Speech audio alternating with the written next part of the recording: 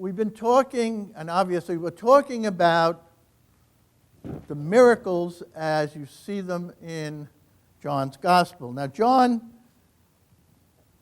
has 7 major miracles. All right. In John, the characteristic word, the word John uses for miracles is sign.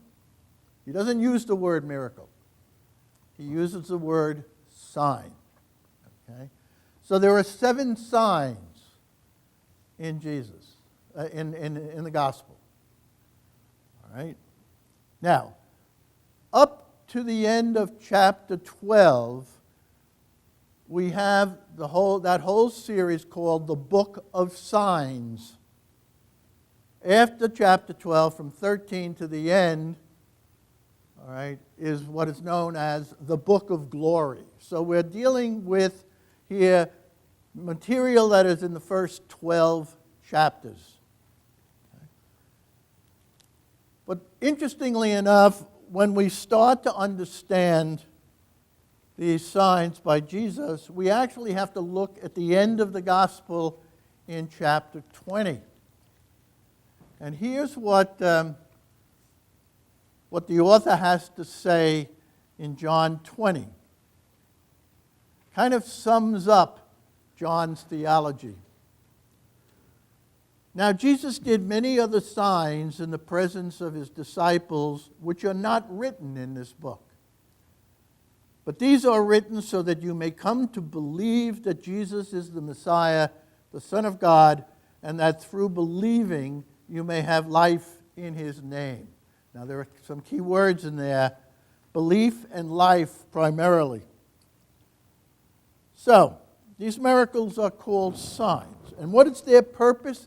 Their purpose is to believe in Jesus as Messiah, the Christ, the Son of God, and through believing that one would have life in his name. So if you kind of get that in the back of your mind so that when we deal with the actual miracles, you start asking yourself some questions. Do the actual events that take place involve all of those major things? Belief, life, and whatsoever. We ought to look at the signs, but the purpose in John is to look beyond the sign. Don't stop at the sign, but look beyond the sign to see where is the sign coming from? Who does it point to? All right? What does it point to? Now, of course, in good tradition, John calls upon the Old Testament tradition, and he points out that through Moses, God gave signs to protect Israel that enabled it to live through its time in the desert and come to freedom. The signs are the great works of God that gives life to Israel. All right, now, here is kind of things that we've never really heard too much of. But what makes an impact when we talk about these miracles or signs in John is that each of these signs or miracles contain a certain ambiguity to them. They're not really straightforward. And I'll show you what that means in a minute. So, along with the actual sign and the miracle, there's an ambiguity in them. All right, so let's take the first miracle. Well, first of all, that means basically you have to move through the sign. Remember that. One has to be suspicious of signs because one can get enamored of the miracle itself. Does everybody understand that? That you be suspicious if what you do is you focus on the actual miracle and you become overwhelmed by the event rather than seeing through it to what it really means.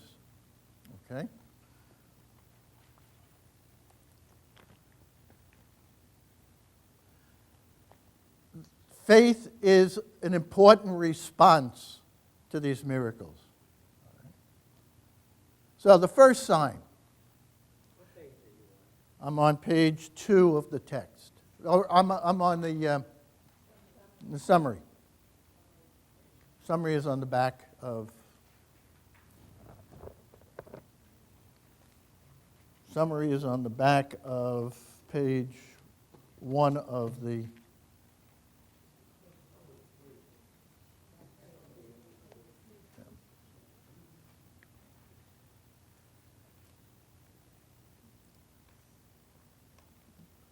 Okay, so, did you find it?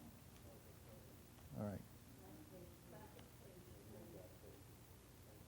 Okay, first sign at Cana. It's a marriage feast.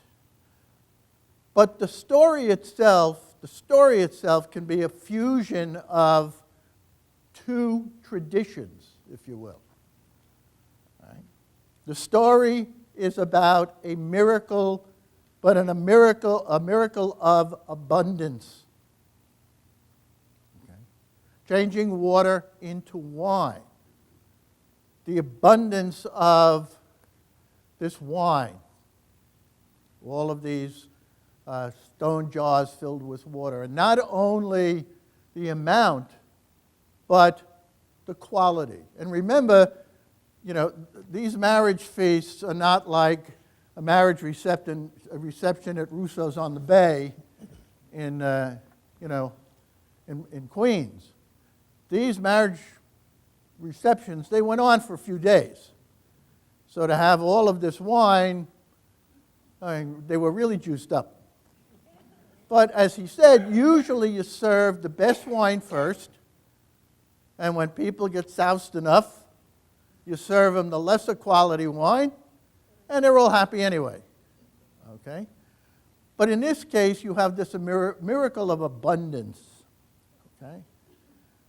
Now, what's characteristic here is if you go back and look at the concept of the Jewish concept of the Messianic age. And the Messianic age in Judaism is an age of abundance. All right? Isaiah talks about sitting at this table and eating these wonderful, wonderful things. All right?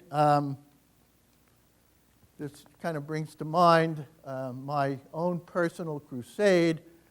My own personal crusade, first of all, is to get rid of St. Peter at the gates of heaven. All right? And instead of Peter being there, there's a big sign going to be there that says, Tutti a tavola a mangiare.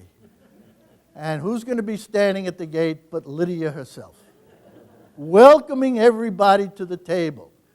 And we laugh because we're so, I think, taken up with our traditions that when we understand that the next life is meant to be a feast, I think Lydia fits the bill more so than Peter does. But keep that in mind, It's not like floating on a cloud for eternity. It's boring. No, you're going to be sitting at a table and for eternity, filling yourself and never get fat. All right? Wow. So anyway,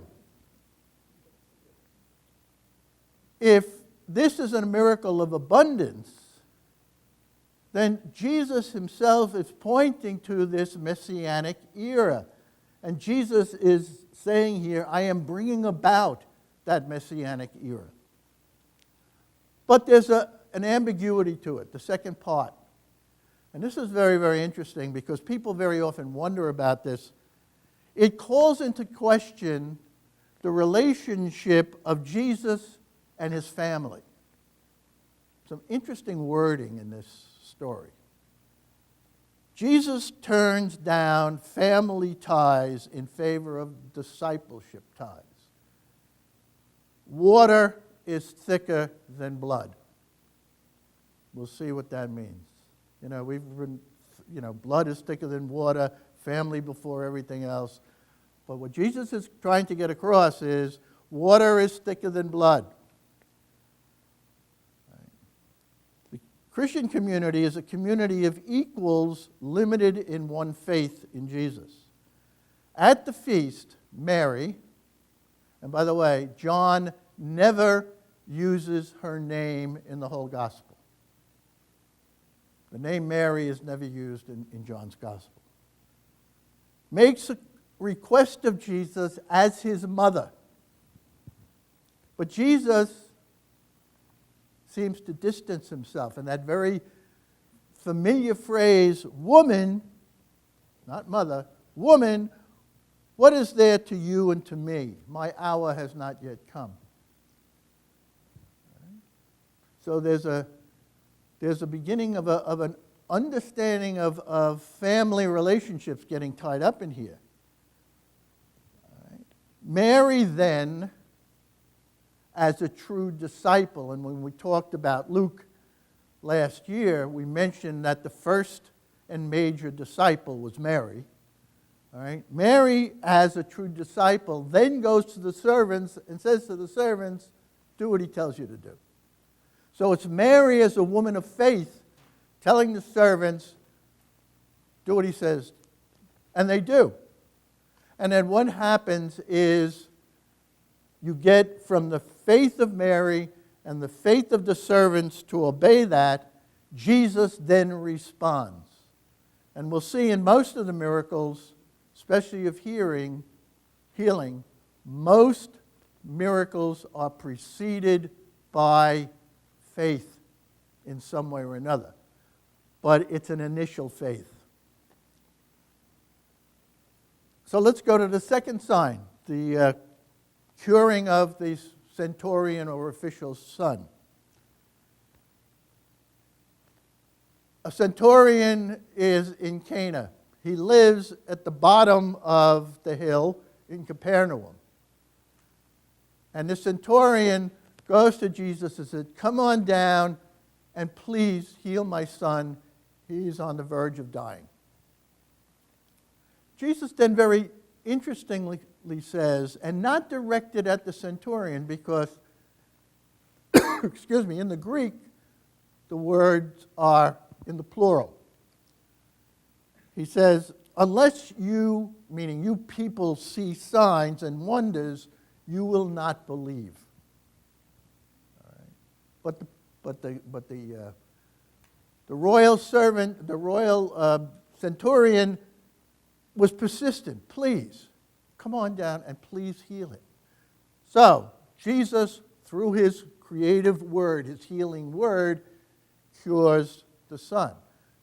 The official goes back, and on his way back, he meets his servants. Servants say that the son is healed. The centurion asks what time. The servants tell him that was the same time that Jesus said his son was healed. And from that moment, interestingly enough, the centurion and his family believed and then followed him.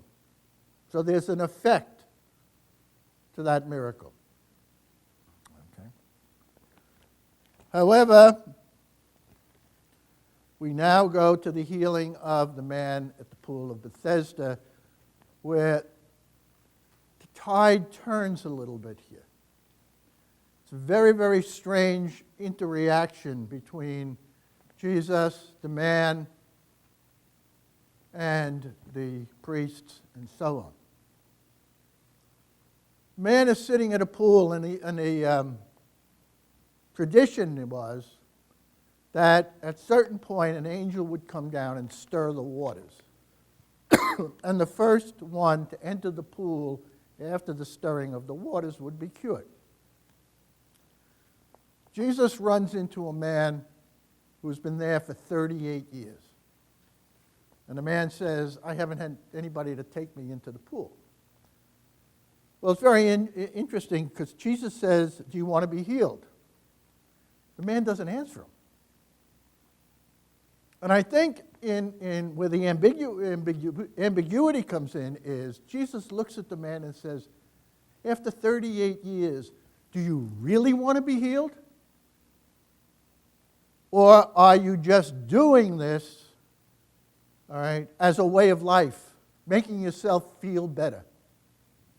For whatever reason, do you really want to be healed? Never answers the question. Why would a man be sitting there for 38 years? 38 years trying to get to this pool. You would think at some point he would have enough sense to sit next to the pool, all right, and have somebody push him in or something, okay? So anyway, Jesus heals him. The point here is not his being healed, but being healed on the Sabbath. And that's the element that really gets him into trouble with the Pharisees and so on. But interestingly enough, the story goes on. The man who's healed says nothing, no thanks, no nothing. What he does is he runs to the people in charge, tells them finally who cured him. And Jesus meets him at one point and says, just be careful, all right? You've been healed. Don't sin anymore. Just watch out. Many things could happen.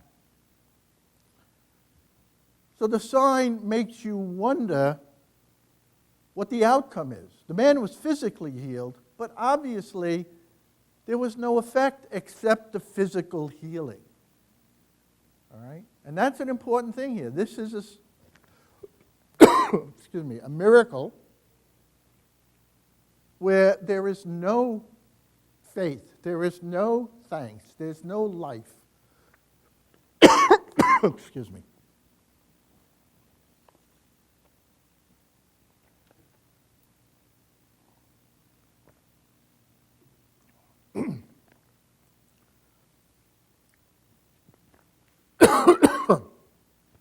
This doesn't seem to be a sign that leads to transformation. So here's another example of what happens even in the context of miracles. And then finally, you have the feeding of the 5,000. Right. Now, we have a sign here that evokes, first of all, to these people especially, would be the manna in the desert. Okay, they would all be familiar with that particular sign. And for Christians, for people who are reading the gospel, you'd also get an indication of the Eucharist, which you've already celebrated. This story, interestingly enough, is found in all 4 Gospels. Very few other stories. So there's an importance here. This also is a miracle of abundance, but it's a miracle that is meant, interestingly enough, to counter the attitude of the disciples who focused on the scarcity instead of abundance. Well, we don't have enough. What are we going to do? All right? And Jesus says, look, you want to focus on the scarcity, I'm going to focus on the abundance. And so here, what have we got? You think that 5 loaves of bread and 2 fish, scarce? Watch what happens. And so what happens is Jesus feeds them all. But then what happens? What is the result of this miracle? The gospel tells us these people primarily just see the miracle and want to make him a king. So then all they may see to us as these events, but there's much more to them. Which leads finally to the conclusion. So what are we talking about in John's Gospel regarding faith? The idea of seeing in the sense of seeing through a sign. What do you really see? Do you see the event, or do you see Jesus behind it giving glory to God. So there are categories of seeing and believing in John's gospel. There's those who don't see and don't believe. They would be pretty much the opponents of Jesus. Then you have those who see but don't yet believe. These are people who prefer darkness to light. And you know that there are plenty of people who prefer darkness to light. There are, we might call them pessimists in our own language. All right, critical of everything. Then there is those who see and believe, like the royal official. And finally, which is the greatest act of faith possible, are those who do not see and yet believe. And the great indication of that is when Thomas meets Jesus, the doubting Thomas. He says, I want to believe, I want to put my hand in the wounds, and then I'll believe. And Jesus says, okay, here I am. But Thomas, blessed are those who don't see and yet believe. Okay? So that kind of gives you an indication of what these signs meant to John. Now, next time, I intend to cover what Jesus' greatest sign is and the implications of that, which is the raising of Lazarus from the dead. So, thank you. Amen.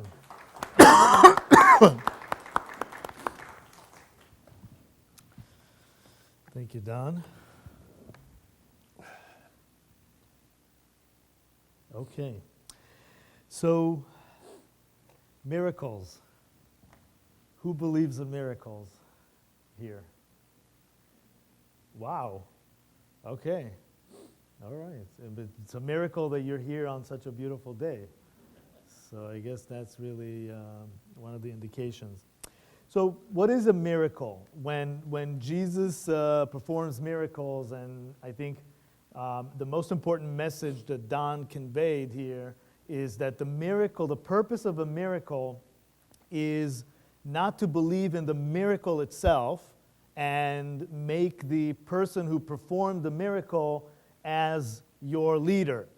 That's not the point. The point is to look beyond the miracle, right? So Jesus as a human being, you want to point out to Jesus' divinity more than his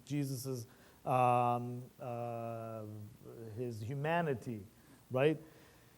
We always compare Jesus to Moses, right? And Moses faces the same situation.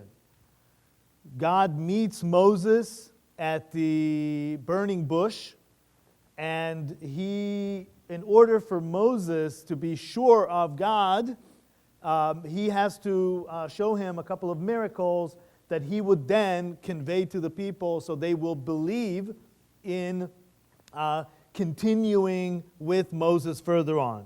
So I just want to read just a section. It's from Exodus chapter 4.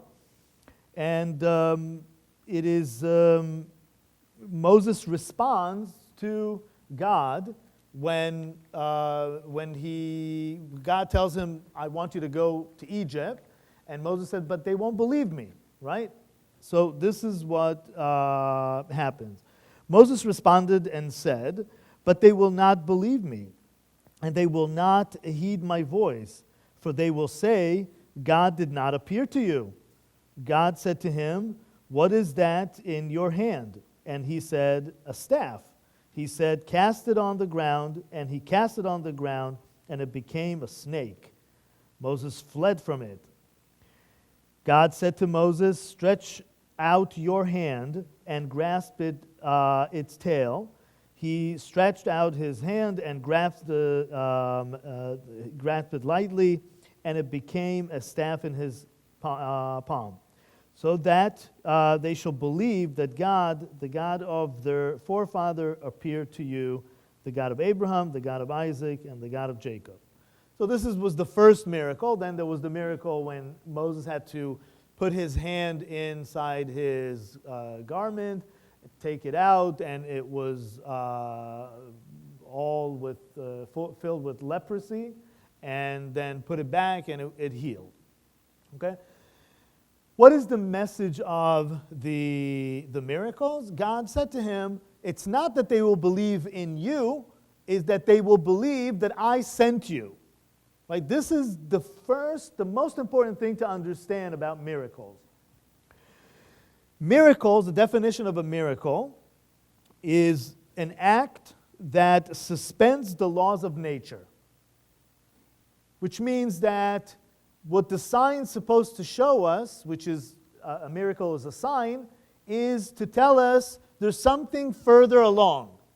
You're seeing up to here, but there's something further along. You're seeing nature, but let me show you that there's something beyond the regular nature.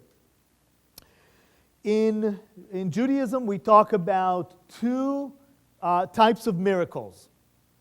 A hidden miracle and a revealed miracle. Nigle and nistar.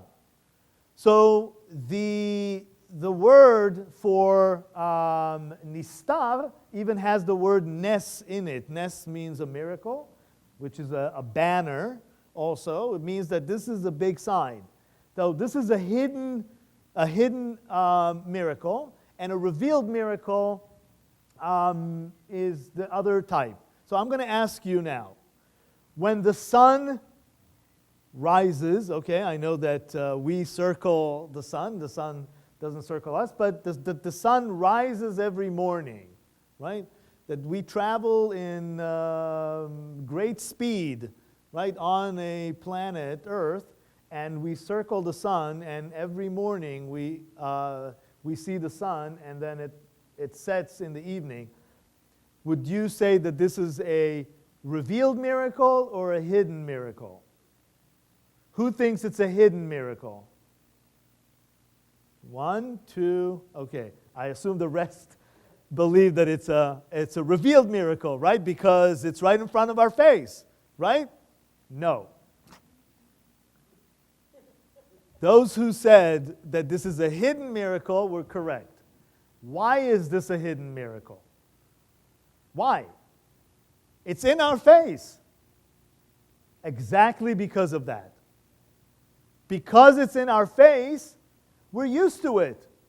We think, this is nature. This is a regular, right? This is how it's supposed to be. Then we have the revealed miracles, of course, splitting the sea, right? The 10 plagues in Egypt. That was the most revealed miracles that God had performed. Of course, water can't be blood. Frogs don't just appear from nowhere. Of course, these were revealed miracles because they were. We didn't have a doubt that this is a miracle. Now, this is where this whole thing comes together. The point of revealed miracles are the signs. The purpose of those revealed miracles is to point us that to the hidden miracles. That even the hidden miracles that we see as just nature are miracles. Which means to see God in everyday's life. The revealed miracles are like putting training wheels on the bicycle to let you ride the bicycle, to teach you to ride the bicycle. But eventually, you want to take those off. And you want to be able to ride and see God without those training wheels. And whatever happens, you know that God is there. That God is hidden in the world. As a matter of fact, the word for world in Hebrew, olam, has the same root of ne'elam, hidden. which means God is hidden in nature. We are now between Purim and Passover. Right? Passover is going to be celebrated next Friday. We're in this time. This is perfect timing to have this lecture, because we are in between those two times where God was most revealed and when God was least revealed. So God was most revealed on Passover. There was no doubt that God performed those miracles, the 10 plagues, and then when the Israelites left Egypt and went through the Sea of Reeds that split open, no doubt. The least revealed in all Jewish calendar is the holiday of Purim. Purim, which we celebrated about a month ago, 3 weeks ago, is the story of the book of Ruth. And the book of Ruth actually does not mention even the name of God even once. Doesn't even have the name of God in it. The book of Esther does not mention the name of God even once. I'm sorry, Esther, not Ruth. Yes, I'm sorry. The book of Esther does not mention the name of God even once. And actually, the word Esther, right, comes from the word haster astir. The word Esther means hidden, that God is fully hidden, which means that we want to go from Passover, right? Passover is actually the beginning, right? So we just celebrated Purim, but Purim is actually the end of the calendar. Purim is on the month that is the end of the calendar, Adar. Passover is the beginning. We're slaves. We're in Egypt. We can't see God.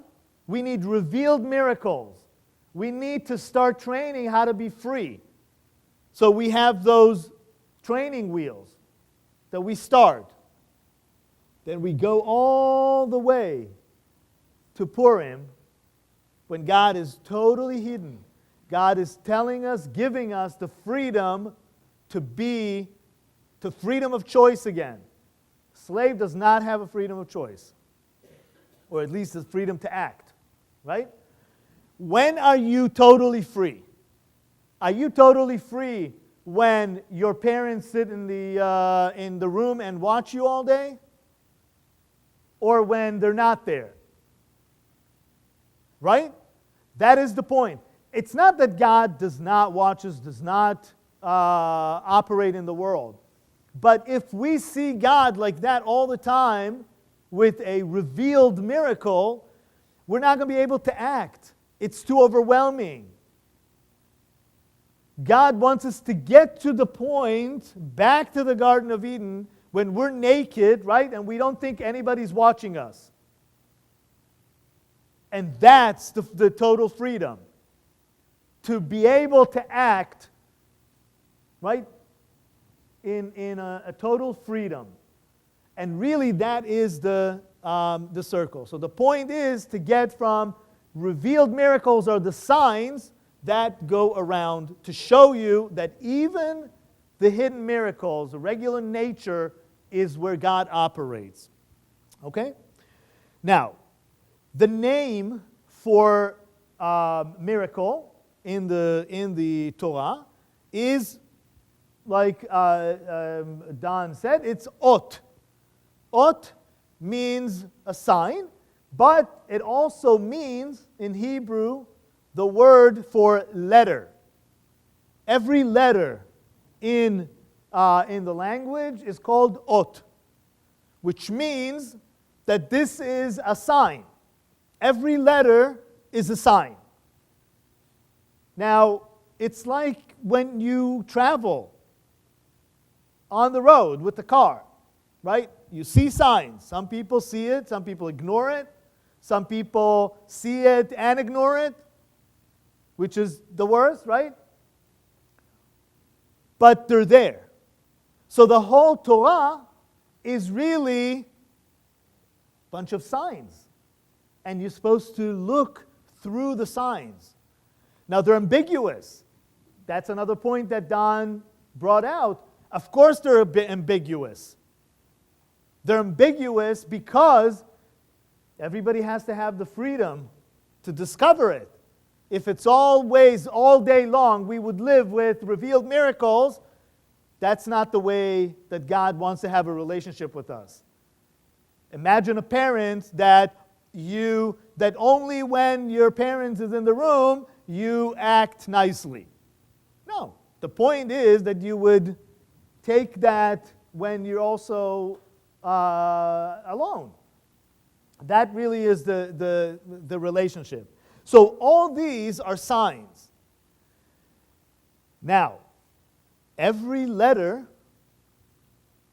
every letter, guess what? What's between the letters? The spaces.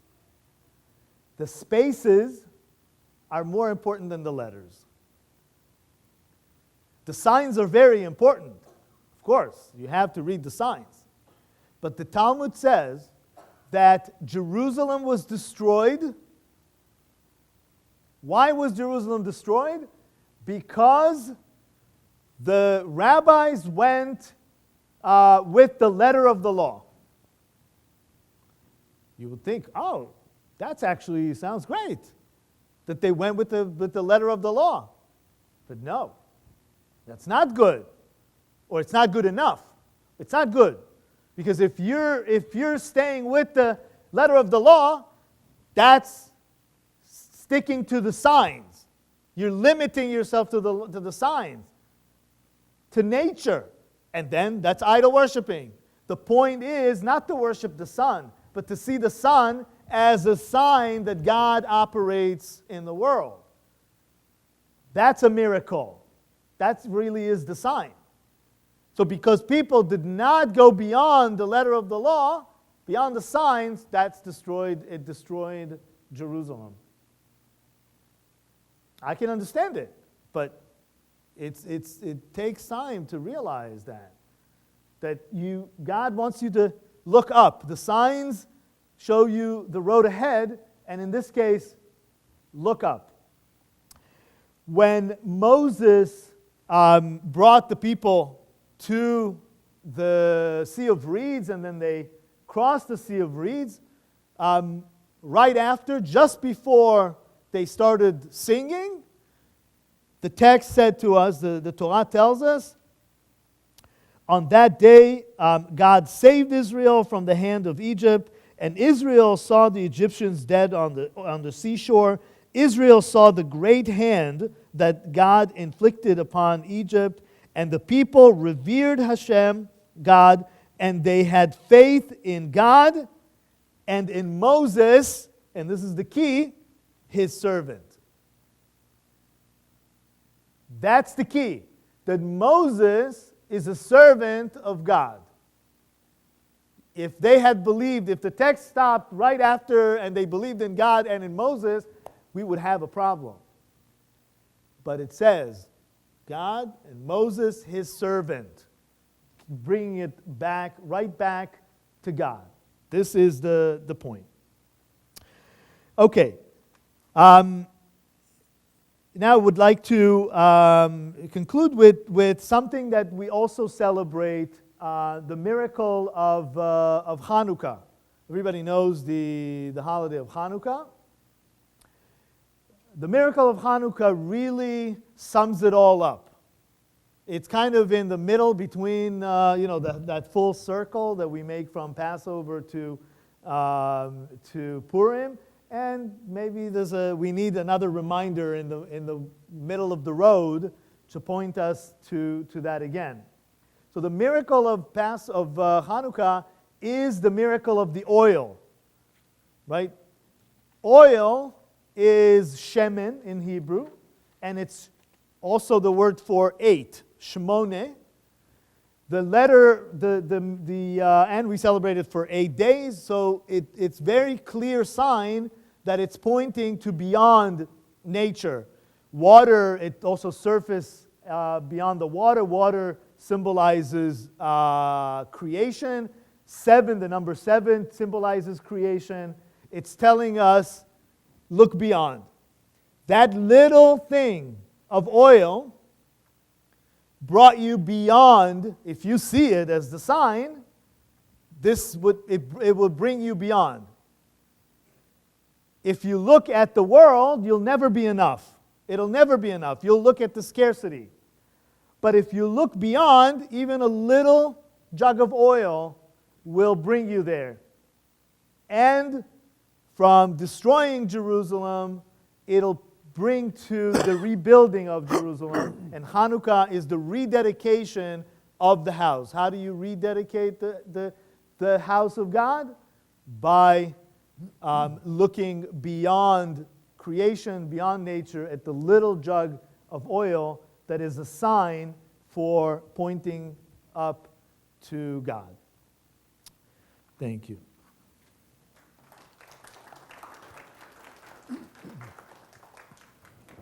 I just want to mention something that when Gadi talked about Hanukkah, kind of summing up all of these miracles, when in John's Gospel, the miracle that sums it all up is the raising of Lazarus, which we will see next time. Okay, so there is that one miracle before we talk about the book of glory in John, in other words, leading up to his crucifixion and death. We'll talk about Lazarus, the raising of Lazarus. Gadi also mentioned the idea of words. I have this wonderful book at home, and of course, getting old, I forget things, and I forgot the name of it. But it is a wonderful little book because the artistry is superb. But it's a book of the Hebrew letters talking about what each letter means. Each letter in Hebrew has a meaning, and it's got different meanings. So I'll try to remember and bring it in with me next time. Now, if you have a New Testament, next time before we deal with Lazarus, we'll mention one of the signs in John that we didn't talk about today, is the healing of the blind man in chapter 9. Now, it's one of my favorites because it brings back memory of one of the college courses that I was teaching on the idea of the importance of sight in a religious context. Chapter 9 in John talks about the man cured of his blindness. But along with that in class, I used a movie by Woody Allen. And it's not the crazy Woody Allen. All right? It was a very serious movie. And if any of you have seen it, you'll remember it. If you haven't seen it, I think that it's well worth renting and seeing. It's called Crimes and Misdemeanors. And if you just gather in that whole story, it's an amazing story of good and evil and how they reversed themselves. And one of the key characters is a rabbi going blind. So you can begin to see that this whole idea of sight coming into play, and you'll notice all the areas of sight and seeing coming into play in the movie. And then when you kind of look at it from a Christian perspective and then see the 9th chapter of John and what seeing is all about, if you're into kind of that kind of comparing, and if you're, enjoy watching movies, especially old movies, I recommend the movie Crimes and Misdemeanors. It's an interesting contrast. Any questions? Yes, Francis. Hold on, the microphone is coming your way. I have heard the statement made that in Jewish tradition, Jews do not, the rabbi said that God does not interfere with the natural law or the natural way of creation. So therefore, there's no relationship to miracles. He doesn't perform miracles. He doesn't go against the natural law. Okay, that's, I don't know where you heard that, but On that's, JBS. that could be an opinion of Right. somebody. But no, right. that's what the statement was, and that's why I'm That asking. that may be somebody's opinion, but the Bible shows us over and over again that God doesn't interfere on a regular basis, which means it's exactly the hidden and the revealed miracles. Is of course God interferes. God moves this world, but in a pattern that is consistent. But miracles is when, or the revealed miracles, is when, for some reason or other, there is a reason for God to interfere and to split the water, to have the plagues, to when Joshua battled, he stopped the sun, right? Shemesh begidon dom. He stopped the sun for a while, so to allow him to battle. So it's very clear from the Torah or the Bible in general that God does intervene. The theology of the Bible is clear that God interferes or is in relationship with his creation, absolutely. But the other thing I think that's important to remember, which I think we overemphasize too much, and God is involved too much. God is not a puppeteer. God is not up there pulling strings. All right?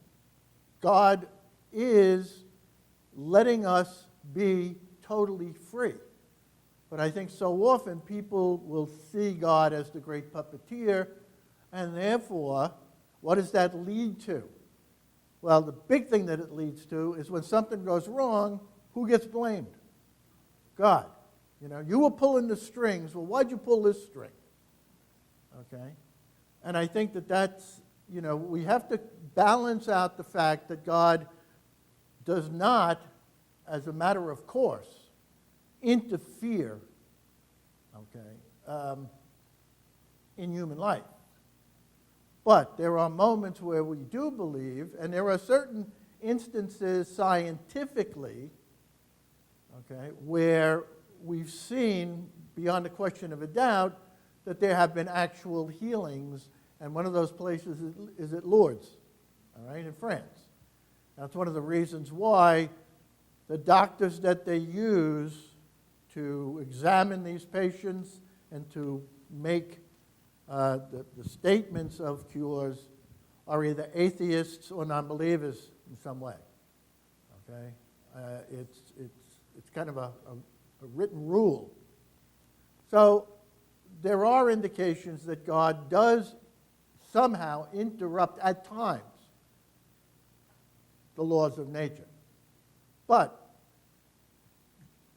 it's not the usual course. Ideally, like the story of Purim, it will come to a point where we won't need those anymore. We won't need revealed miracles anymore. God would just be, and all the hidden miracles, like the sun rises every morning, that we would know that this is a sign for God. So we won't need anything beyond the regular natural pattern. But for God, I see what you're saying, that for God to allow, God doesn't, catch as a baby when they fall, because God has to allow freedom in this world. If we intervene all the time, we won't have that freedom. I think another maybe when things go wrong in nature, like tsunamis and earthquakes and stuff like that, and people will say, you know, why did this happen? Or why did God allow this to happen? Maybe that's where he doesn't interfere with the natural law. Or this is part of the natural law. We Right. need to understand that this is part of the natural law. And we're I agree places with you, that so have tsunamis all the time or earthquakes all the time. Maybe In fact, we should build differently, or should, not he also live in created the places- flood, so I guess I he can just do whatever he passed wants. by Mount Etna in Sicily. I don't know if I would want to live as beautiful as it is. I don't know if I wanted to. I would want to live right there. It could erupt any day. So why I would I thi- want to? It's one of part the of the thi- yeah. natural. One of the things I just thought of is the flood. That's against the natural order. So he. No, it isn't. It's not. Yeah. Well, the flood can be, but if it comes, God can bring it to be outside the regular pattern. Right. So this would be basically the answer. There's a pattern that God set in this world, and God can override the pattern, just like a programmer can override a program. So the program runs, but he or she can override the program if they see fit. And yet the interesting thing too is if you look at the signs in John, you actually had miracles performed and people didn't believe. All right, so there's nothing forcing these people, even in the face of signs, to believe. Christ never forced anyone to believe. All right? He basically wanted them to respond, but he never forced anyone to believe. And I think what the other thing is that bothers me a lot when it comes to organized religion, because of our basic, I would say, lack of interiority and understanding of God, we see this force that because we don't have any control, and I think that's one of the whole levels of wanting to blame people. You blame people, or you blame someone because you had no control over that situation, right? And since suffering and interfering with the laws of nature, if you will, or whatever happens, if we don't have control, this idea of almost ourselves wanting to be God, we have got to be in control, then if we can't do it, then we've got to blame. All right? And because we have this idea that God is a puppeteer and controlling everything, it fits right into that category. Another. Okay, we'll maybe move on, and we can continue this after. Jack, yes, Jack. 3 parts. You mentioned about a miracle, and you identified some in the Old Testament. Isn't creation a miracle in and of itself? Now, if you have creation, you have nature. And that was only done once. It might be evolving, but when you have creation and you have nature, God is continuing that by his own existence. If he did not continue what he created, we wouldn't be here anymore. Of course. All right? Creation always, God continues to recreate all the time. And That's why the death always then, there's life Right. after death. That is the whole point. And when you look at it beyond, then and we believe also, of course, the Jews believe in the rise of the dead at the end of days. Now- That's the ultimate belief. That I was beyond told, nature. Jesuit, was told that God does not interfere with what he created, but he allows nature to continue. And if you have an incident, an event of nature that is not good, for the human being, that later on, nature can come back and do something for the human beings that is good, which has nothing to do with, are you following a right or wrong? Nature has its own evolution. And Well, I think part of the problem there is that we have gotten so used to talking about disasters, Yeah. natural disasters, as somehow being evil. Okay? And it certainly is not. It's not evil. We have to see it as part of the laws of nature, and sometimes the laws of nature. Why do we get cancer? You know, I mean,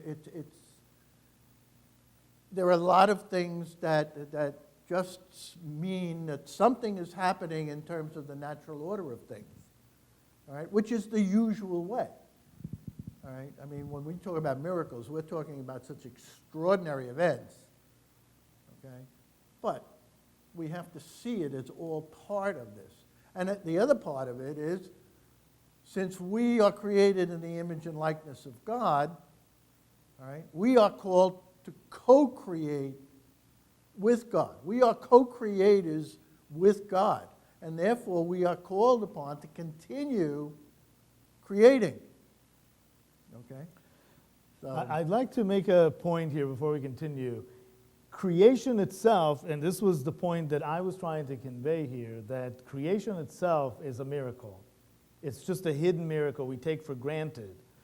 Even what we see as nature didn't have to be this kind of nature.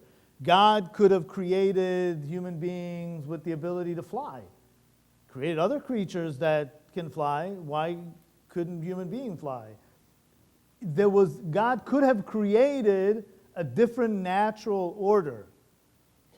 So the whole point is that he created this way or another way, but he chose this way for us to see those signs in it, not to take it for granted. We could have had different way of life too. We could have had one thing to eat, that would sustain our life. We didn't have to have diversity in food, that we could eat vegetables and different fruit and different colors, different tastes for everybody, gluten-free. We could have had all kinds of, we could have created one thing for us, and we would have had it morning, lunch, and dinner. and it would be kosher. And it has to be kosher. Has to be kosher. But he created diversity. So that's already a miracle. It's a sign. These are signs that God loves us, that God wants something for us. So these are all signs, and the whole point of revealed miracles that, something wakes us up one day. It's not that we just have to wake up and appreciate that revealed miracle that just happened. It's to point us to the fact that our everyday life is a miracle. This is a very important understanding. So creation itself is just one way to be. God could have made it differently too. So the point is not necessarily the creation, but what's beyond the creation, what we see beyond it. And just to bring out the point, Jack mentioned that he heard this from a Jesuit. I remember a Jesuit saying to me, remember this, everybody's walking, can God make a rock so heavy that he can't lift it? People walk around with things like that. The answer is no. In terms of our understanding, God can't do anything that goes against his nature. And the nature of God is love. God will not do anything that goes against his nature, including creating evil. Okay. Otherwise, you're dealing with a dualistic, ancient, pagan understanding of the forces in life. All right? God cannot do anything that goes against his nature, and his nature is love. So, yes. I want to ask, what would, 1 second. what would, like the last What was the last or most recent miracle that has been recognized, if there is such a thing, other Okay, than the I'll Bible? begin because mine will be a short answer. I think Don's will be, because Christianity has its own industry of miracles today. But somehow Judaism doesn't do these big miracles anymore. But I do have to say that in terms of the establishment of the State of Israel, the Six-Day War, when Israel won against many armies, if you want to see it as that miracle, you can. As the sign, you can. Some people, of course, say, oh, because the Israeli Defense Force is very strong and sophisticated, that it won the war. Okay, you can go that way too. I think it's a combination. Because, of course, we have to do something to participate. But many people saw this as a miracle. First of all, that Israel was established, period. And then after 2,000 years of non-existence, this is the rise of the dead. This is exactly the resurrection. And then winning certain battles that the odds were stacked totally against us.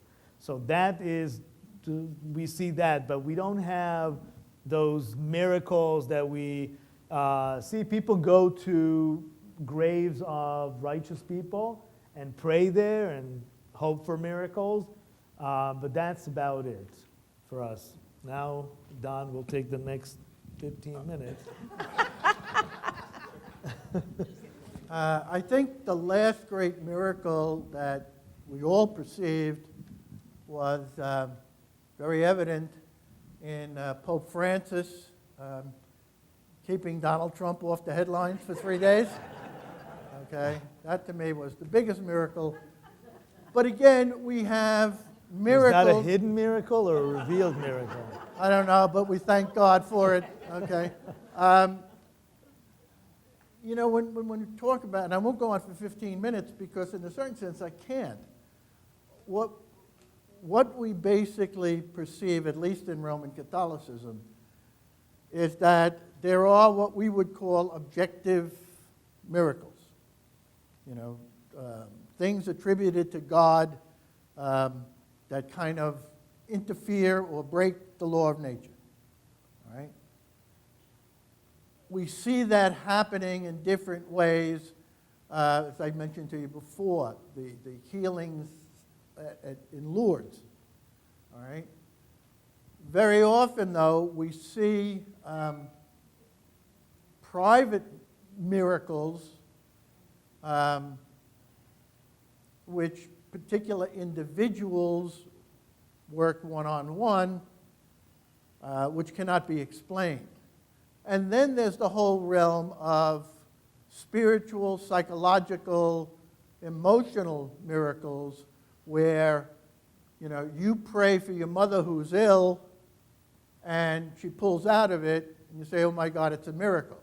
Okay? We use that word miracle kind of loosely. But for people who have faith,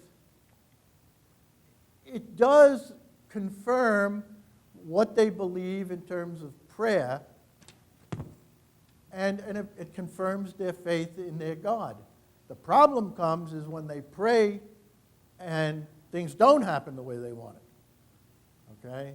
But again, that's where you have the individual psychological, personal, pietistical approaches to miracles.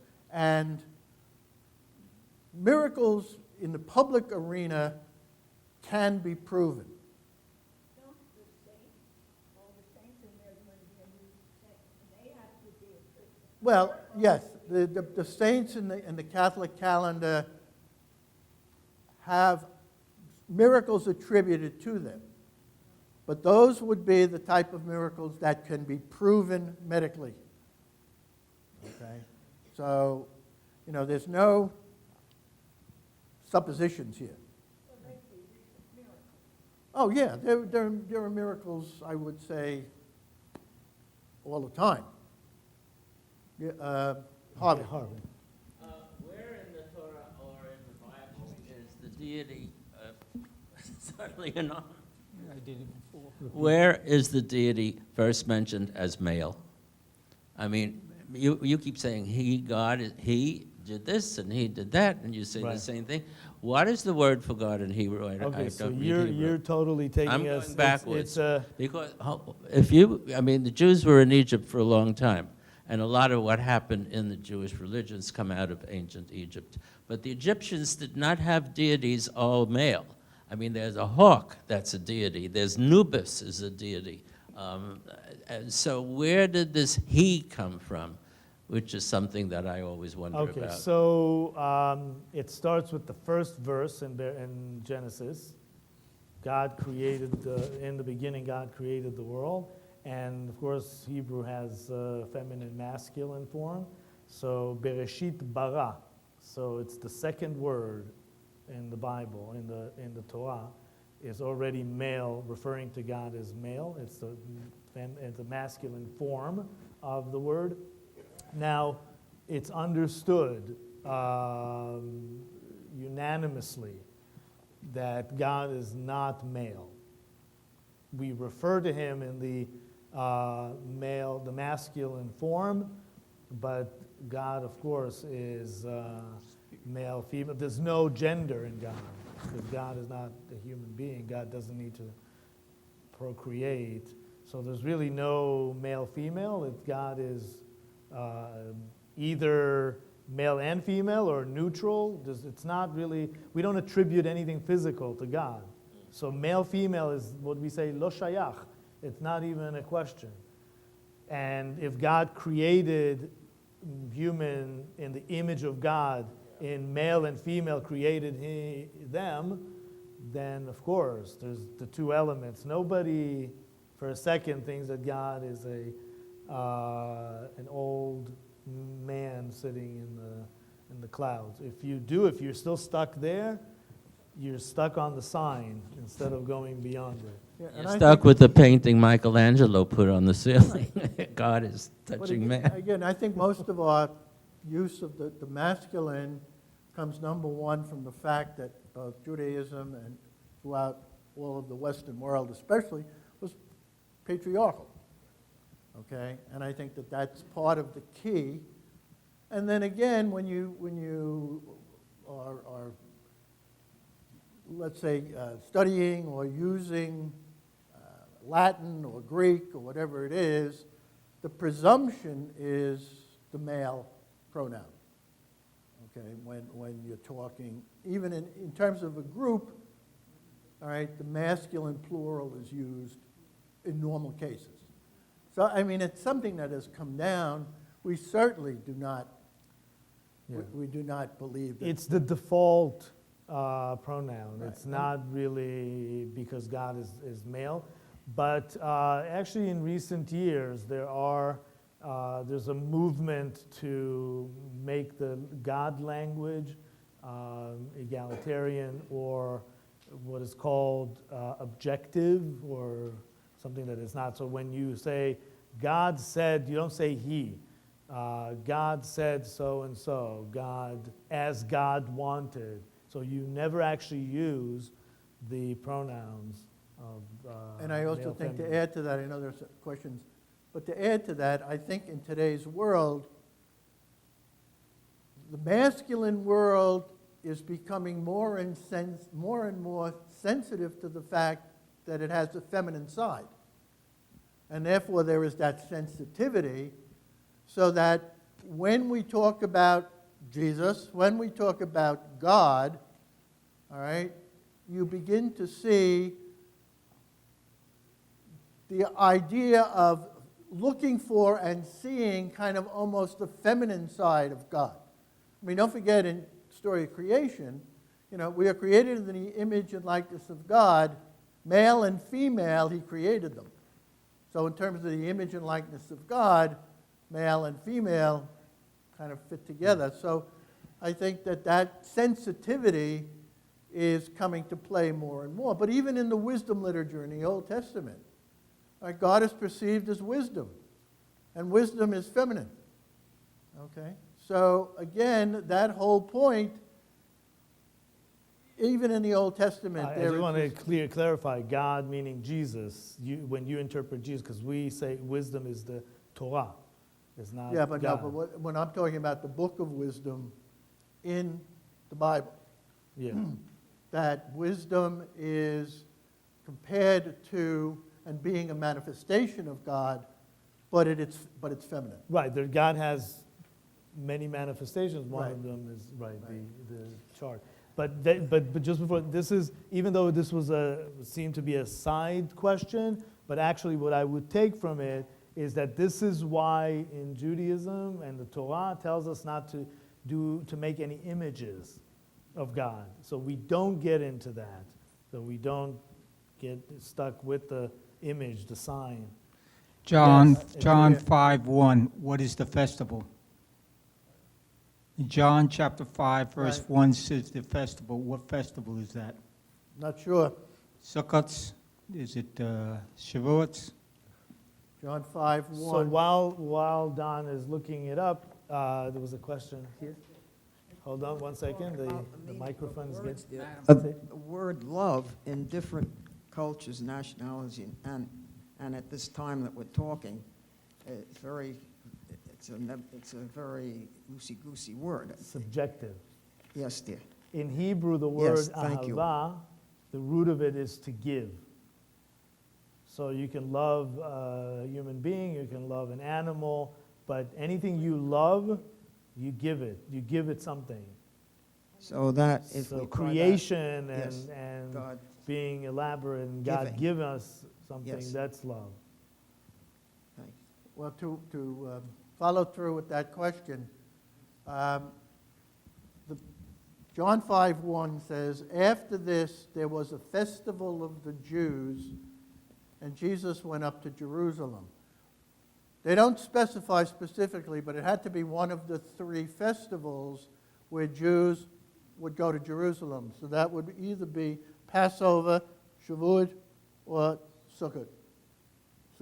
Now, this is when that culminated in the Last Supper? No. No. This was one of the,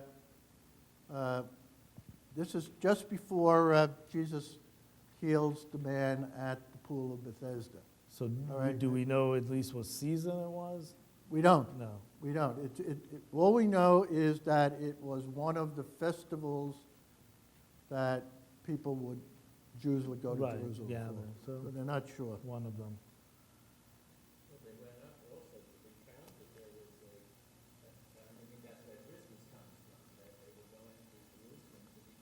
Census, yeah, the census, right. Okay, we have time for a couple more questions. Okay, Yes. Thank you. I just have one about the text that was given to us, and I'd like to know if it's a proper interpretation. We're under healing at the pool of Bethesda. Right? See, you have been made well, I'm reading. Right. Do not sin anymore so that nothing worse happens to you. Right. Now, I interpret that as if you sin, whoever determines what is a sin, that you'll be punished, and perhaps maybe a miracle would not happen. I have a feeling that this was not translated properly. Please let me know what you think. Well, I think I ran across that problem as I was looking at it. I think what they're trying to say there is don't sin anymore lest you get into more trouble. It can have a lot of ramifications with this man and the context that he was in, dealing with the scribes and the Pharisees in that context, because he was already healed. Jesus never said, your faith has saved you. All right?